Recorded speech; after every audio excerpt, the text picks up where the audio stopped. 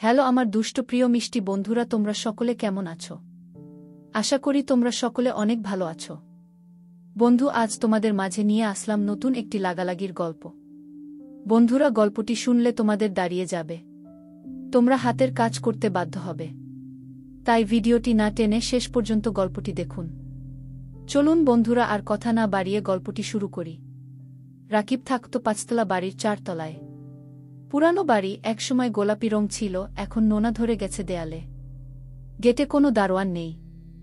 আশেপাশে বাড়িঘরের চাপে ভেতরের সিঁড়িটা দিনের বেলাতেও অন্ধকার হয়ে থাকে।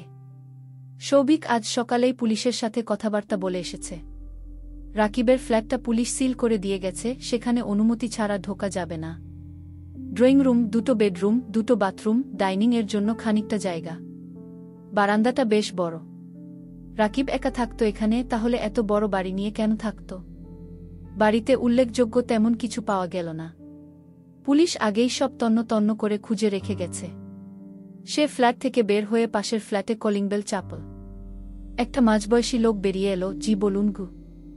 আমি রাকিবের খুনের তদন্ত করতে এসেছি, একটু কথা বলা যাবে? লোকটা কিছু জিজ্ঞেস করল না, হয়তো পুলিশের লোক ভাবল। বলল, ভেতরে আসুন গু। সৌভিক ভেতরে ঢুকল। সোফায় বসতে দেয়া হলো তাকে। পুলিশ তো অনেক জিজ্ঞাসাবাদ করে গেছে। আরও কিছু জানার আছে কি? আমি পুলিশের লোক নই, গোয়েন্দা। কিছু প্রশ্ন করলে আশা করি সঠিক উত্তর পাব। জি জি অবশ্যই।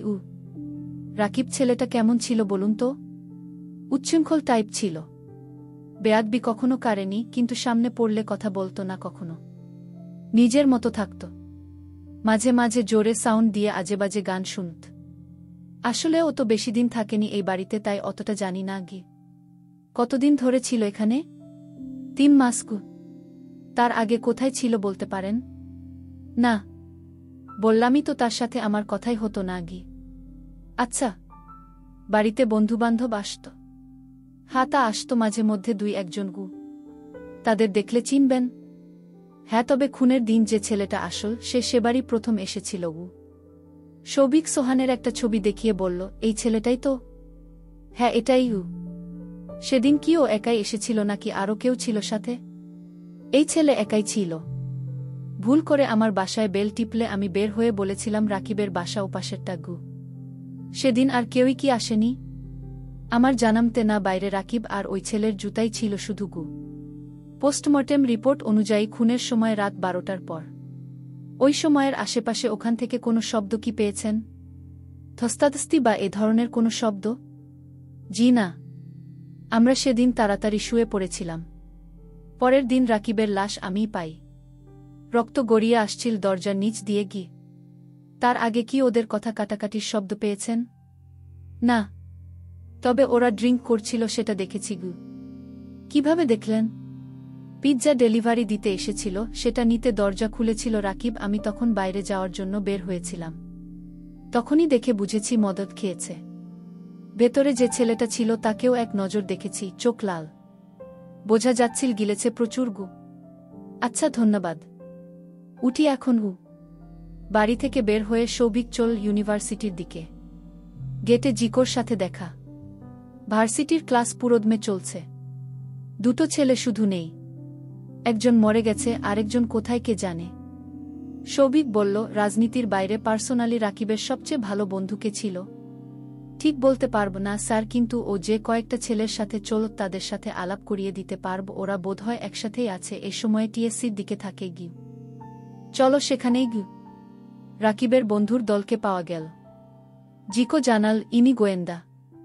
সাহায্য করলে তাদের বন্ধুর সুবিচার পেতে সুবিধা হবে।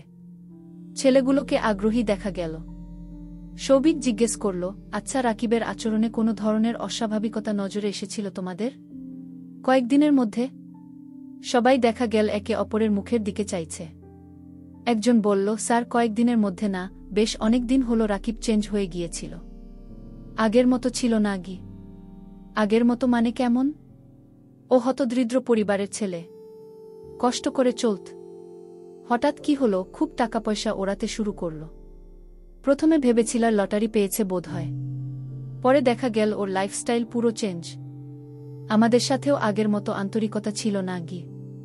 এই পরিবর্তনটা কতদিন ধরে হয়েছে? এই ৩-৪ মাস হবে গে। ও বাসাও পাল্টেছে তাই না? আরেকজন বলল, হ্যাঁ। আগে আমরা একসাথেই থাকতাম মেসে। কয়েকদিন আগে বড় ফ্ল্যাট ভাড়া নীল একাই মাস্তিতে থাকতে শুরু করেছিল গো। তোমাদের বলেনি এত টাকা কোথায় পাচ্ছে? না, আগে টিউশনি করত, শেষ দিনগুলোতে তাও ছেড়ে দিয়েছিল ও। রাজনীতি করে কি সে টাকা পেত?